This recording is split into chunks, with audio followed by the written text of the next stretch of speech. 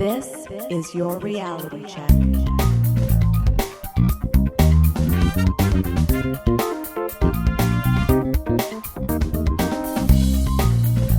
Welcome to The Reality Check, the weekly Canadian show that explores a wide range of controversies and curiosities using science and critical thinking. Today is October 25th, 2020. I'm producer Pat, and with me is Cristina Roach. Hey, everyone. Today we have three interesting segments for you. Cristina, you're going to tell us about skill testing questions in lotteries. Adam asks, what is the red pill? But first, Darren discusses whether or not we can trust U.S. election polls. In case you haven't heard, there's an election for the President of the United States happening in early November. If you haven't heard, I imagine your life is filled with peace and happiness. Oh, must be lovely. Republican, maybe that's in quotes, but still true, Republican Donald Trump is running for re-election against Democratic nominee Joe Biden. You know that old guy that was vice president under Obama? Oh, yeah. Of course, they're actually both very old. Now, polls currently show Biden's in the lead, as they have for months. Yeah. But what many people want to know is whether polls can be trusted. And that's what I'll be exploring today. At a high level, as I don't have the statistical understanding to discuss whether 538 has a better model than The Economist and what binning is best. And just to be clear, this was recorded on October 21st, so if anything changes by the time you hear this, it is proof I don't have psychic powers. It absolutely will change by the time you hear this. As usual, I want to frame the discussion by clarifying what we mean by our words. What does trust mean for you, if you trust the polls or not? While much of reality is decently predictable, a lot of it is not. Beyond lottery numbers, it's hard to predict what will happen in any complex system that has numerous variables interacting with each other. Now, if you were told there was an 85% likelihood of X happening and a 15% likelihood of Y happening, what would you expect to happen? Adam? I know I'm supposed to say, well, then it's X because it's more than 50. But really, if you run the universe 6 times, Y is probably going to happen once. But that's not really how it works. But yeah, we'll say there's a 15% chance. So if I made you choose between X and Y, you would choose X. Yes, absolutely. If I had to bet on one. Yes. But I wouldn't bet as much as if it was a 99% certainty. I understand. I'd maybe bet my car, not my house. You know? So say Y happens, and then you're presented with the same odds again. What do you choose? Well, if they're independent events, you'd choose X every time. Yeah. And over a long enough time period, as Adam hinted, you'd be correct 85% of the time. I don't think people understand this aspect of probability. I just don't think it's out there in the broad sense of what the numbers mean and how it works. And of course, sometimes the probability figures or numbers you may hear do refer to different types of things depending on what modeling and methods are using. But generally, when they say it's 85% likely, it means if you run a simulation enough times, it'll happen 85% of the time. Unless it's the weather, in which case those numbers are all kind of fudged, right? Well, it feels like. Additionally, most people don't like uncertainty. And when the stakes are high, they experience even more anxiety. Say you want Biden to win. For example, he's ahead in national averages, but so was Clinton, and she lost. So how is it any different this time? Yeah. Well, first, the Clinton and Biden numbers are similar in terms of both national voting numbers of who would you vote for, as well as some of the electoral college breakdown. But that was mainly at Clinton's high point before the whole Comey email incident, while Biden has been ahead longer and more consistently. Additionally, more voters approve of Biden than they did of Clinton. Trump actually remains relatively consistent. So it's not that Biden is beating Trump that much more. It's that Trump is relatively similar to where he was and Biden is beating Clinton comparatively. Okay. Well, we could just have that election, but I don't think that's likely to happen. So Trump remains relatively consistent. There are fewer undecideds this year, supposedly, and a lot more early voters. Now, the early voting may not mean much, aside from making it easier to count votes on the day of the election. It's really hard to know how that's going to play out. Do polls have errors? Certainly do. It's a part of polling because the world is complicated. Now, many pollsters have tried to address what happened in 2016 when clearly some things were missed. In general, in case you're wondering what happened, it is thought that Clinton dropped about 3 points, and then there was a polling error of about 3 points, and that's what made her lose the Electoral College. But of course, not the popular vote. Yeah. So if she's ahead by about 7 points, 3 points here, 3 points there, only a couple points ahead in the popular vote, but there's enough to lose the Electoral College. Yeah. When 538 talked to other pollsters, a common theme was that they were doing a better job taking education into account. You're more likely to vote for Trump if you don't have a college degree, and this wasn't sufficiently weighted in 2016. So they asked too many college-educated people who they were going to vote for? They're not weighting it appropriately in the model, which is going to predict what's going to happen. Okay. Additionally, there's more of specific geographical location that's being used, whether someone's in a city or outside a city. Yeah. More populated areas tend to be Democratic. So here you have an urban, suburban, and rural split. Again, better get a breakdown. Also, they're trying to get more representative samples. so there's less random dialing of phone numbers and more using voter registration lists, which that is itself could be its own segment. It's complicated and there's pros and cons to all of them, and it's better to use multiple methodologies, which a lot of them do. Sure. Well, it's simple questions like, how many people under 30 do you know that have a landline? How many people over 80 do you know that have a landline? One of the pollsters said that they were sampling the cell phone at 80% of the phones, and now they upped it to 88%. Wow. Because they thought, who's uses a landline anymore, right? Yeah. But some anxious listeners are like, yeah, but why would he want Biden to win? What if something happens? So, of course, there could be a new polling error. By definition, you can't anticipate an unexpected polling error. You just do as much thinking and analysis as possible to address potential complications. It is worth mentioning that a polling error could also favor Biden. Most people don't think about this, but it's possible. Yeah. Further, pollsters do care about their credibility, believe it or not. So some of them may be suppressing polls that are even more favorable towards Biden. Why? Well, it's embarrassing to be seen as getting something wrong, let alone 2 big times in a row. Yeah. And it might even affect your livelihood. Hey, yeah, you got the election wrong twice, didn't you? Yeah, well, I had this other poll, damn it. Maybe it's like doctors over-treating because they don't want to get sued. So if you're a pollster, you're like, well, I'll put out the ones that favor Biden because that's what everyone's doing. But this one that says he's really going to win, well, I'll hold on to it. Sure. Publicize it. Hard to say.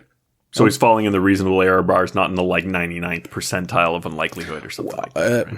Hard to say, right? I mean, this is not saying that there's a lot of widespread suppression of favorable Biden polls. I am not saying that, but it is possible that these things are happening. Yeah.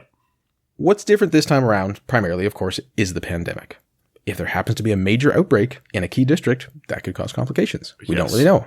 It's probably the pandemic that is largely driving people to vote early. And of course, concerns about legitimacy of whether the vote's going to be counted.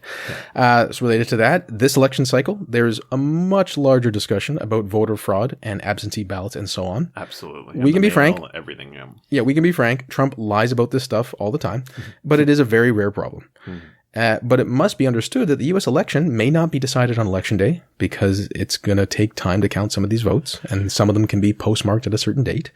Now, as a pollster, you're supposed to think about which lawsuits will be in play in which counties and which states and which judges would preside and how they may decide. Well, believe it or not, they're actually working on it, but that's a lot to ask of some people who are trying to pull an election. Is 538 going to come out and say Civil War by 2021? There's no way around it. Civil War. Crunch all the numbers. They're not saying it publicly. I'm sure there are betting markets that say that. Yeah, maybe. So all that to say is that I think you can provisionally trust polls because that's what polls are. It's not a description of reality. It's a complex system to try to understand based on a limited set of data, which has a margin of error, what is likely to happen.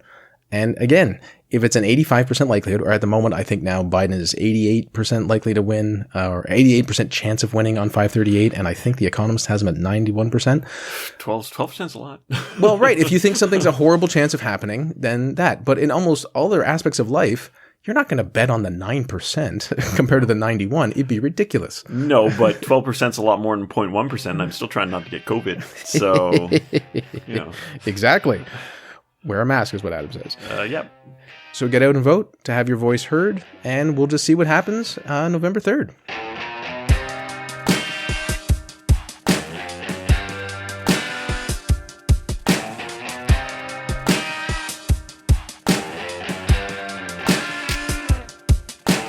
Adam, what does it mean to take the red pill?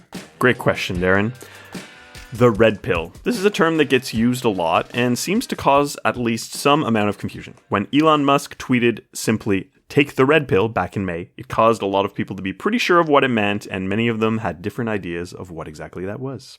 Now, when it really gets down to it, the red pill is from the movie The Matrix. So, Elon Musk is making some reference to us living in a simulation? Well, almost certainly not. So, the idea in the movie, as if any of our listeners may not have seen the film, is that the red pill is a symbol for the conscious choice the main character has to take to accept reality for what it is and to break out of the matrix, this prison for his mind. Basically, all humans are plugged into an elaborate computer simulation because somehow that's a good way to get energy.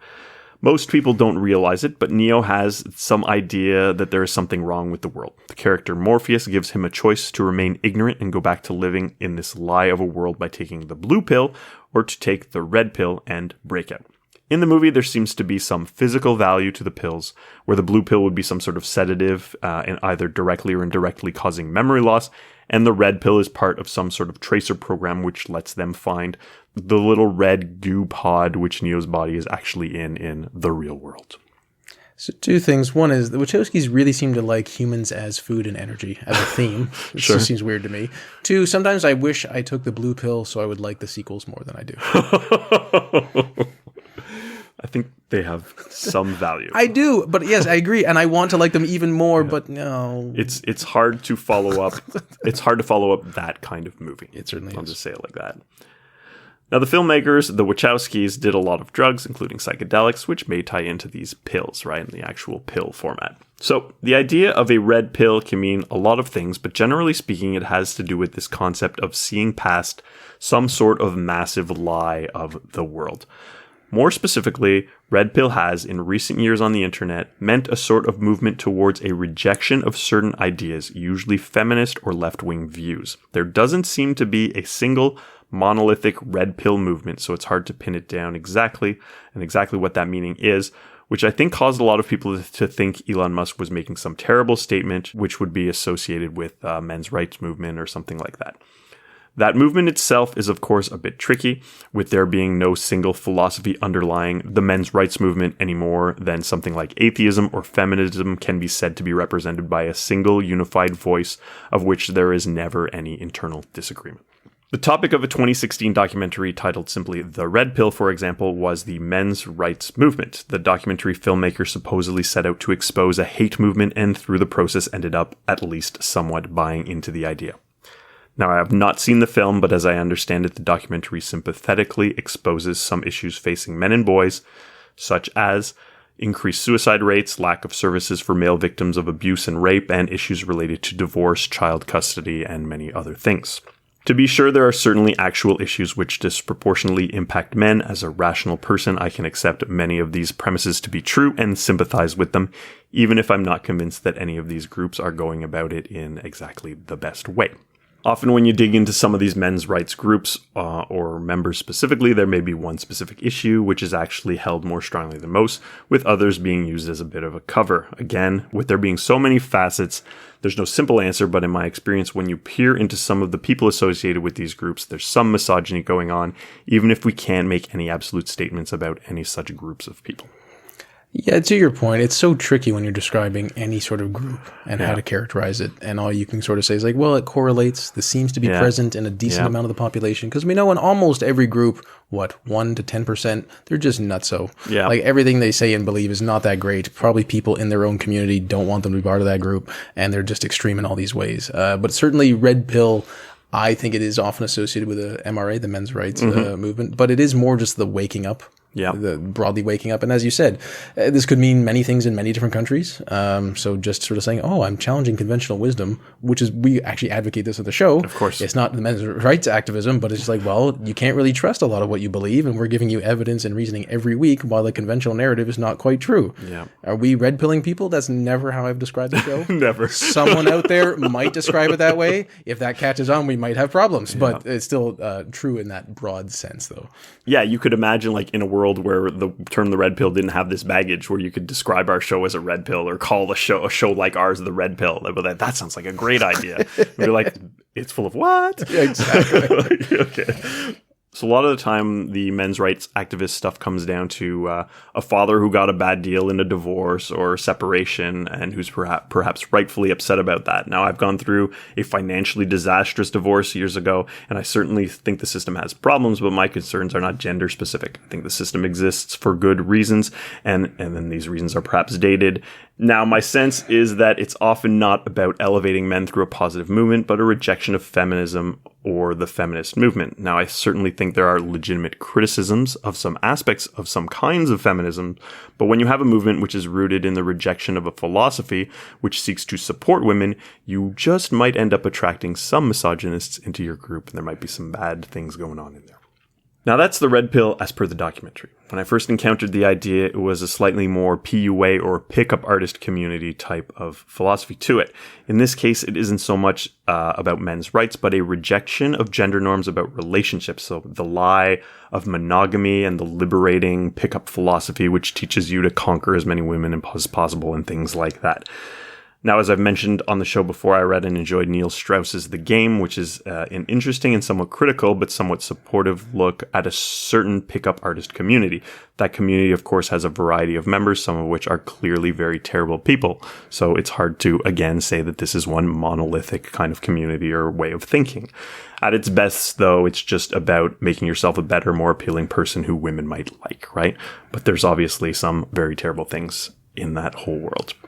So ultimately, this leads to an odd conflation of men's rights activism and pickup artists communities, which seem to me to be two very different things. There are those some people that are members of both. The red pill kind of gets associated with both and is kind of the intersection of those to many people. This can lead to odd reactions from critics of either, as they'll see some isolated views such as men should have better chances at shared custody or peacocking is a good way to get a woman's attention as being some indication that the person who is espousing that view is fully implicated in the worst MRA and PUA viewpoints, right? So is Neil Strauss a men's rights activist? I don't think that characterizes him at all, right? No. But he is a pickup artist. So where's the truth in there, right? We usually generalize and stereotype from a few pieces of data, and although that sometimes works in the broad sense, it rarely works on an individual level.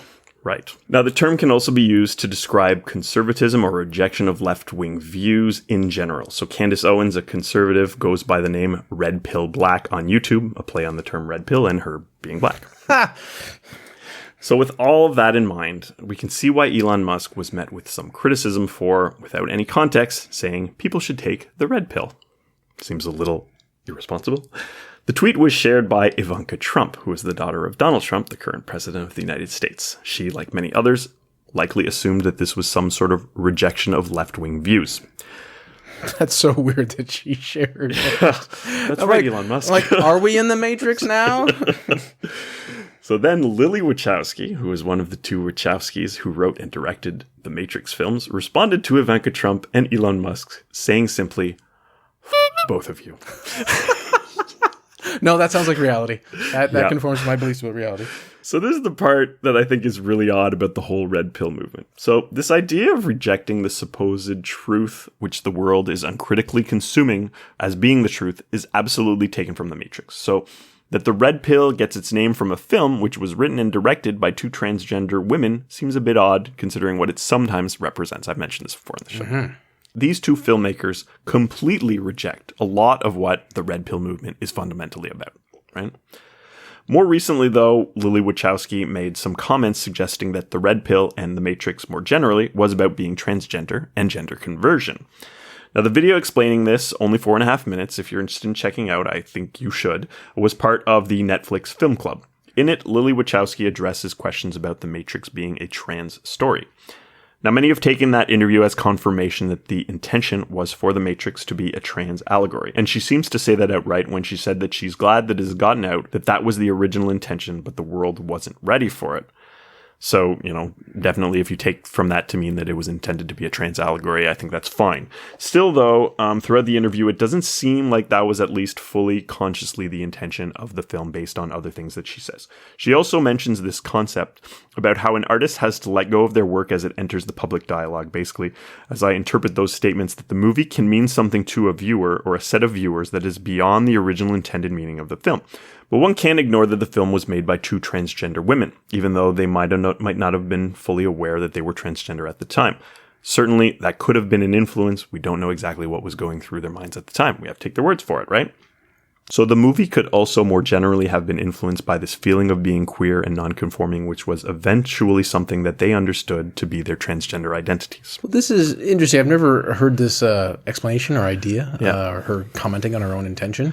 At first thought, no, it's not. That's my first reaction. I've seen the movie a lot of times. Sure. And of course, when an artist says, but this is what it's about, you kind of have to say, well, I guess maybe it was. Yeah. But if we're trying to be more, we'll say, science-y about the whole thing, someone has offered a hypothesis. It may be the artist, maybe someone else, and then you look for the evidence to go through it. And of course, the Matrix is so many things. It's science, it's philosophy, it's martial arts, it's guns, it's pithy phrases, it's all these things. So I'm pretty sure you could pattern match most interpretations to some sort of evidence. Yep. Certainly the transformation, this lone person, the Christ references, all these sort of things as being the one, that seems more understandable as an interpretation than the trans aspect to to it. Anyway, it's an interesting theory and something worth reflecting on. Yeah. So there's also a more specific mention, this isn't something I'd heard before, that Switch was originally meant to be a man in the real world and a woman in the Matrix. And that really does seem to be a trans allegory within the film, even though it's not Neo's personal journey. Well, yeah, that is interesting. That character, at least for the stereotypical Western eyes, does register as more androgynous. And with that name, it would make it more interesting. Although they didn't have that much of a large role, did they? So while I do think that their transnits or their evolving transnits likely must have had some sort of influence, some of the specific analysis fans have made about the film's transgender allegory, I think are a bit of a stretch. There are specifics about Neo's strong connection to his name and the villains calling him by the name he rejects, which is similar to dead names with transgender people, but that wasn't very common in 1999 when the film was made. Mr. Anderson. Then there's the focus on a letter which switches between M and F in the final scene in the film, which is supposed to be a very subtle reference to it. I don't even remember this, but all right. There's also a suggestion that the red pills are similar to red estrogen pills for hormone therapy. And blue for Viagra. Like what? I mean, you can just start Yeah. pattern matching all over the place. So it's like, oh, that's interesting. But I think this level of analysis is just sort of, overactive pattern recognition, like you said. It reminds me of a very elaborate analysis of Back to the Future, a film which is from the 1980s, which has all sorts of references to the September 11th, 2001 World Trade Center attacks. So this is, of course, impossible without time travel or the assumption that Hollywood filmmakers could see the future or were planning these attacks in some way. But there's like some really, you watch this video and you're like, wow, this really ties into September 11th, except it's impossible. Right. I also want to appreciate our age because you explicitly stated a film from the 80s, in case people didn't know, which of course they wouldn't if they're younger. But you're like, oh. Well, I just had to situate that it was long before 2001. Now, coming back to the point about people taking the film to mean something to them, which wasn't originally intended, I find that angle particularly humorous, since in this case, the red pill really does mean something to some people, which the filmmakers did not intend, and which they actually straight up reject. But this is just part of people taking their own meaning from the film. So while Lily Wachowski is out there sort of celebrating that people are taking the term and the analogy to mean their own thing, it's like, You also mean those people you hate? Like those guys too? Well, no, not all the things. Just the things that I want to interpret that align with my views. Yeah, so I thought that was funny.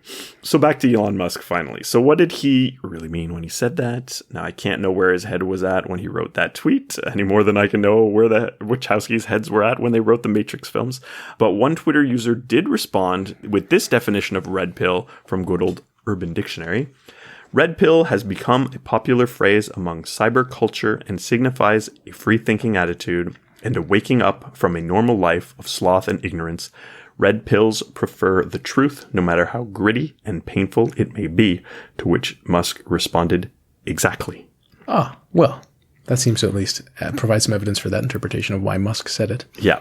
And again, we can go back to, well, about what particular view is that about, and people can argue it's about COVID or who knows, but that explanation seems to be a reasonable way to think about the world, right? Well, right. And this is something we were talking about before we started recording, that many people think they've taken the red pill.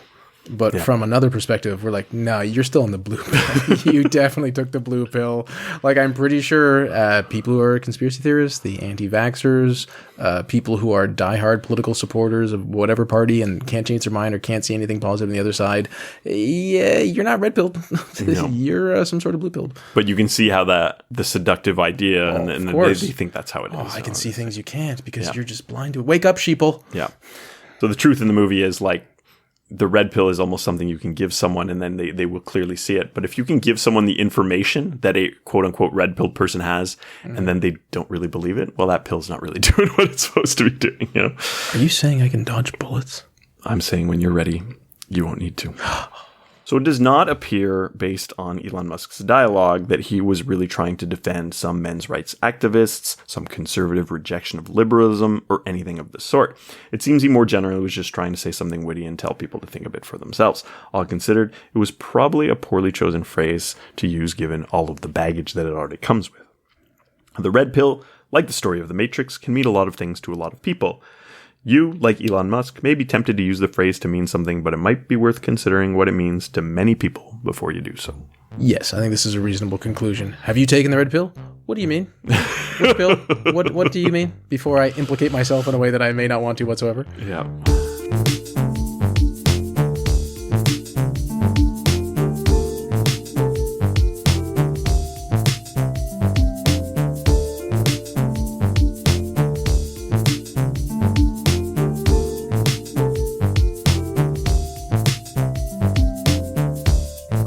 right, Cristina, what's the deal with skill testing questions in lotteries? Well, since the pandemic put a halt to everyday life as we knew it, my household has switched up to having things we need delivered. Now, the extra peace of mind it gives us is certainly worth the reasonable delivery or service fee. One of the quote, unquote, essentials we get delivered directly now is beer. We get it straight from the brewery, and because the company is an official beer partner of the NBA Toronto Raptors, they often have contests involving Raptors tickets and merchandise. And they throw in scratch cards with our delivery. And with their current promotion, you could win one of 5 new Raptors jerseys. And guess who came up a winner, Checkers? Me. Producer Pat. I swear that was the most excitement we've had in weeks around here. I mean, the instructions, entrants are told that in order to claim their prize, they would be asked a skill testing question. I asked Pat, why? If you already won the damn thing, why do you have to take a math quiz? We guessed it had something to do with how contesting law works. Pat started Googling, and down the rabbit hole we went. Now, I've grown up my whole life hearing the words, the winner must answer a skill testing question without giving it a second thought. I assumed this was a general rule of thumb of contesting. That is, until I saw the headline of a Wired article titled, Dumb Math Tests, a Canadian Thing. And it's true, like Drake, maple syrup, and the CBC, having to answer skill testing questions before claiming a contest prize is indeed a Canadian thing. Well, mostly. You may notice that giveaway fine print often excludes winners who live in La Belle Province, Quebec. As to why is enough for a whole other segment for another day. So what's going on here? Per usual, the answer is a little complicated and actually more interesting than I anticipated when I started digging in. Sandra Grauschopf, in an article for The Balance Every Day, cites an example of what you may find in the rules for Canadian sweepstakes in an article titled, Why do Canadian sweepstakes have skill testing questions for winners? Quote, if a Canadian resident wins a prize, that person must also answer correctly within a 5-minute time period a mathematical skill testing question without the benefit of any calculating devices before the prize will be awarded. Okay, why? Because Canadian anti-gambling law makes it illegal to sell chances to win a prize, with the exception of provincial lotteries, charity events, and licensed casinos. Now, a so-called skill testing question, as Wired writes, is in reality a hack of Canada's legal code by the promotions business. By offering a free way of entering a contest and having every winner answer a skill testing question, the game is technically no longer just chance, but a contest requiring skill. Now, in the US, there are strict laws barring private lotteries, so there is a distinction between sweepstakes rules and lotteries. By law, lottery is defined as having 3 key parts. The prizes offered through the promotion have value, winners are chosen at random, and there is an element of consideration, which means the sponsor is somehow benefiting from the sweepstakes. An example of this is you'd have to eat at their restaurant to enter the contest or buy one of their products to enter.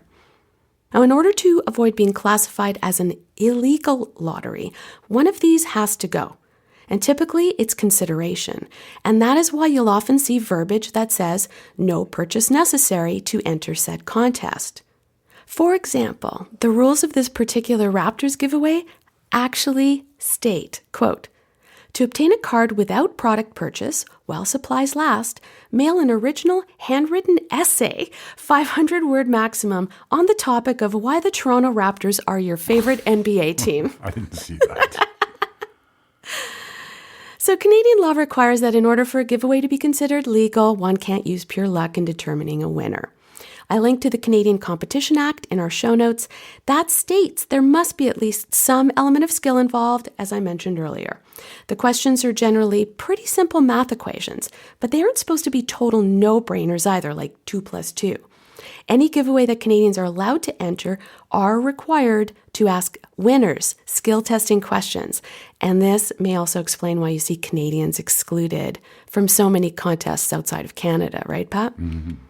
A little side note, one can hold a True Blue contest in Canada and sidestep the skill testing question by requiring entrants to be judged solely on their skills. An example would be photography or a music competition. Otherwise, as Grauschopf explains, quote, Canadian courts have agreed that a 4-part mathematical test such as 155 plus 33 minus 4 divided by 2 is enough to qualify as a skill testing question, as long as winners are not allowed to use a calculator or other aid to answer the question, end quote. And so the 4-part math problem became the de facto standard in sweepstakes involving product promotion. One interesting thing about this, when we were chatting in our group chat, was Adam raised the point that often they don't follow the order of operation. Right. And I did see some math teachers talking about that on the web. So that's kind of an interesting aspect of it too, where you would do multiplication and division first and then addition and subtraction. If we have any listeners that are math teachers, please do write in info@trcpodcast.com. I'd be interested to know what they have to say.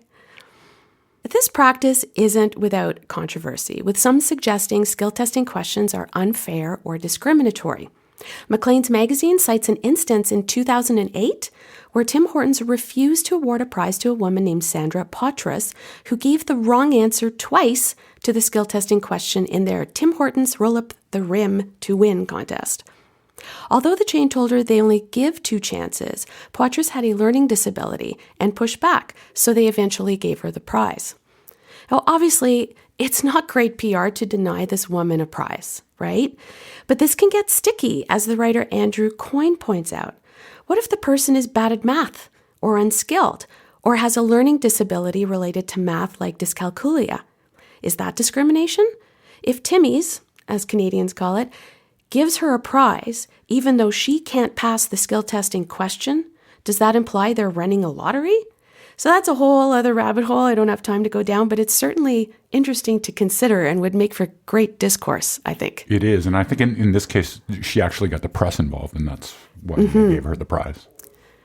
Now, over the decades, Canadian courts have approved skill tests like estimating the number of beans in a jar, while rejecting suggested skill tests like shooting a turkey from 45 meters as being too easy. Although it seems skill testing questions are getting increasingly easy, Wired interviews Kevin Weber, a gaming and advertising lawyer who urges clients to make skill testing questions tougher. But as he points out, it's unlikely the government is going to crack down on anyone. His quote, "No one is going to charge Tim Hortons or McDonald's or General Motors with this sort of thing. It's part of the criminal code. A judge is not going to give someone 6 months for lax skill testing questions." So there you go. The next time you enter a contest, maybe now you know something you didn't know before. Very interesting. Well, thank you, Cristina. Thank you, listeners, for joining us. We hope that you're staying safe and healthy out there, and we will talk to you soon. Stay safe, stay classy, not smartassy. For show notes or to discuss this episode, visit our Facebook page and website at trcpodcast.com. For general inquiries or to send a topic or parody suggestion, email info@trcpodcast.com. Help support the show by leaving a review on iTunes and liking us on Facebook. Follow us on Twitter at TRC_podcast.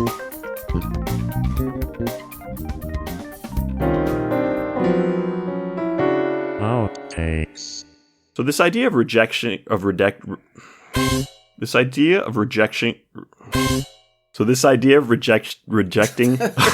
Sorry.